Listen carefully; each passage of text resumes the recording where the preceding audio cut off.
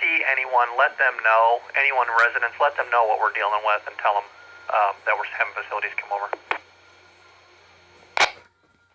May I tell them it says carbon monoxide poisoning on the thing? Or want me to just tell them that we're just walking to the building? Well, tell them there's a fire alarm issue in facilities. They're going to check it. Just leave it at that. Clear. I'm sure facilities are going to want to go up in the attic and look at that and see what the deal is.